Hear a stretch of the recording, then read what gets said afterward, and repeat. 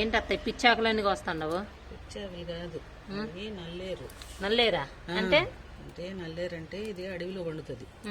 అది మనం ఇప్పుడు ఇంట్లో కుంపట్లలో వేసుకొని చట్నీ చేసుకొని తింటే, దీన్ని కూర చేసుకునేటప్పుడు కూడా 4 ముక్కలు కూరలో వేసిన ఎముకలకి బలం. అప్పుడు మా అమ్మ మా నాయనమ్మ వాళ్ళు చెప్పేవాళ్ళు. నేను అవి గుర్తుపెట్టుకొని నేను నాటుకొని నేను తింటా ఉండా ఇప్పుడు. దీన్ని యూజ్ దేనికి ఉపయోగపడుద్ది? అది పచ్చిమిరపకాయలు వేసి చట్నీ చేసుకోవచ్చు, ఎండు మిరపకాయలు మినపబ్యాళ్ళు వేసి చట్నీ చేయొచ్చు. మనం సాంబార్ ఆరోగ్యానికి మంచిది. అయితే ఆరోగ్యానికి ఫైబరా? ఎముకల బలం, పీచు పదార్థం ఎక్కువ ఉంటుందా?